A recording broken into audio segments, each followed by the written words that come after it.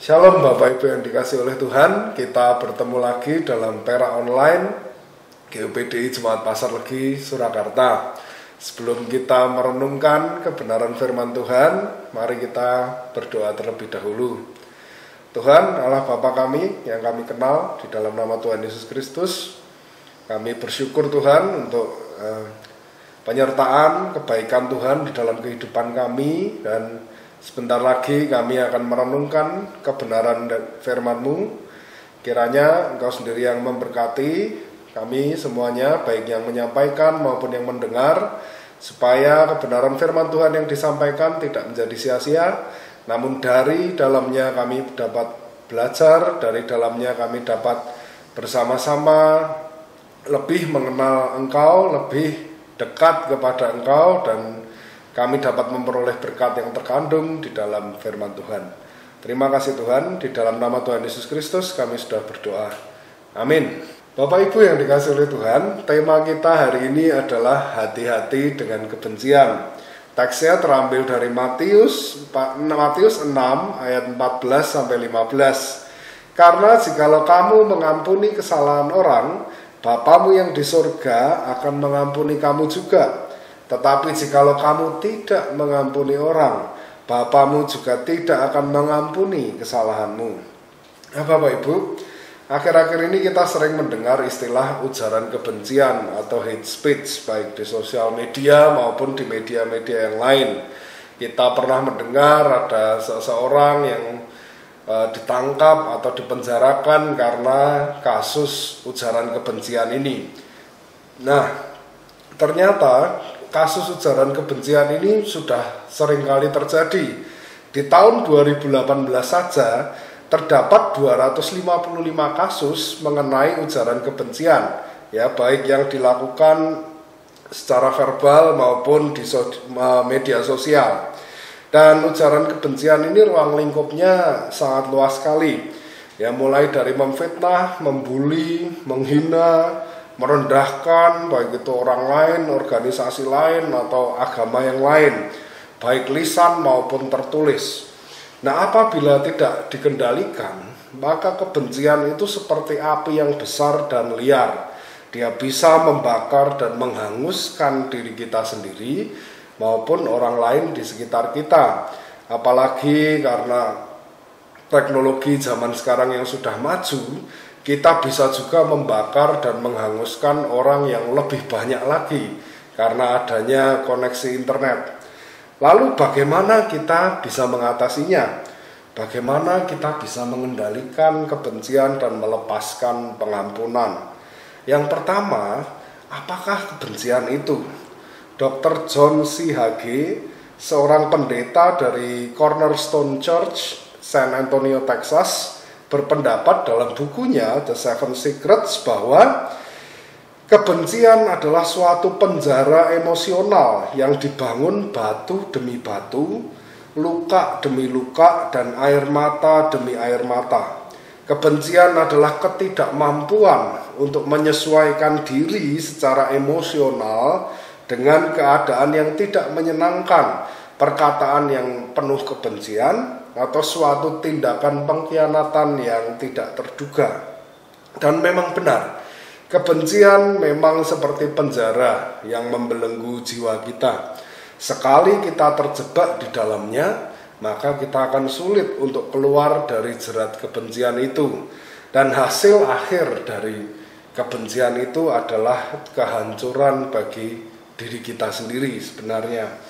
Nah, belum lama ini di rumah saya melihat ada seekor rayap yang kecil, yang waktu itu saya diamkan saja karena saya berpikir hanya satu rayap tidak masalah.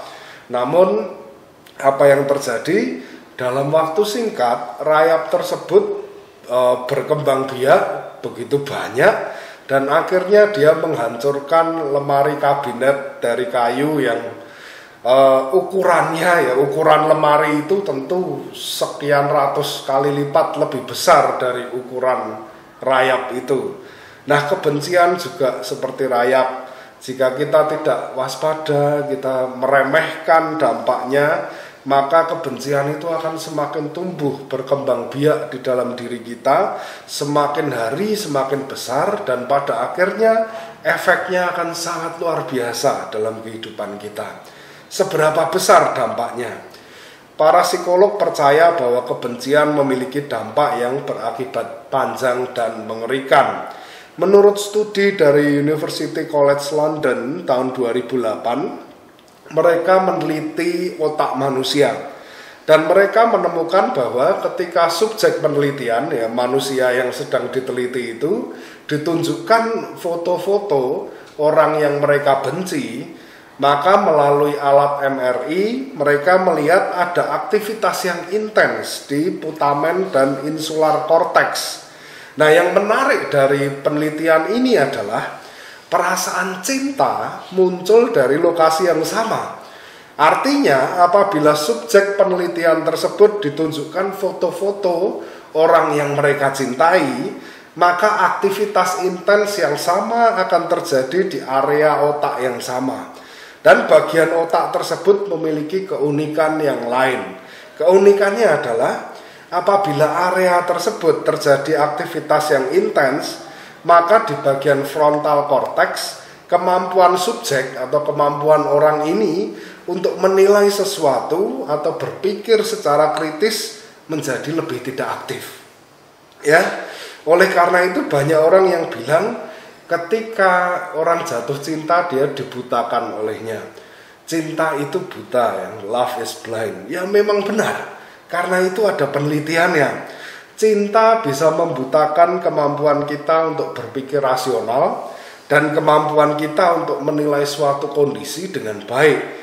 Ya, dan sayangnya hal yang sama terjadi ketika kita membenci seseorang, karena bagian otak yang menjadi aktif sesuai dengan penelitian ini adalah bagian yang sama. Ya, artinya ketika kita membenci seseorang, maka kita kehilangan kemampuan untuk berpikir secara kritis dan melihat situasi dengan baik, ya. Kebencian itu, sekali kembali lagi, kebencian itu akan membelenggu kita dan merenggut kebahagiaan kita dan memunculkan kegelisahan dan kekhawatiran. Oleh karena itu kita harus dapat menguasai kebencian kita. Nah, yang kedua, bagaimana kita bisa menguasai hal tersebut? Yang pertama harus kita lakukan, kita harus menyadari bahwa apa yang kita lakukan itu salah di hadapan Tuhan dan juga di hadapan manusia. Membenci orang lain adalah suatu tindakan yang tidak berkenan di hadapan Tuhan.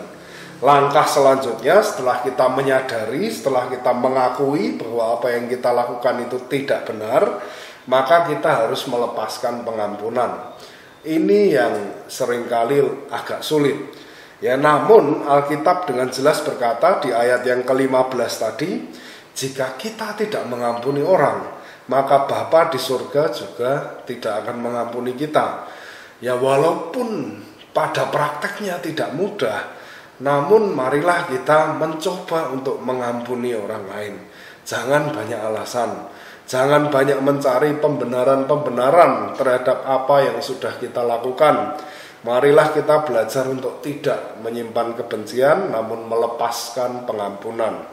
James McDonald dalam bukunya 10 pilihan terpenting bagi Anda menuliskan bahwa pengampunan adalah sebuah pilihan yang Anda buat untuk membebaskan seseorang dari penjara yang Anda buat bagi mereka yang menyakiti Anda. Nah, saat ini marilah kita membebaskan mereka yang sudah kita penjarakan dalam kebencian kita. Mengapa? Karena kebencian itulah yang akan menghancurkan kita cepat atau lambat, baik kita sadari maupun tidak kita sadari. Pengampunan yang kita lepaskan akan menjadi kesembuhan bagi batin kita, pemulihan bagi jiwa kita, dan damai sejahtera dari Tuhan yang melampaui segala akal akan menguasai hati dan pikiran kita, membebaskan kita dari berbagai kegelisahan, kemarahan, dan kekecewaan. Marilah kita hidup dalam damai, berdamai dengan diri sendiri, dan yang terpenting berdamai dengan Tuhan. karena hanya di dalam Dialah terletak sumber berkat damai sejahtera dalam kehidupan kita. Amin.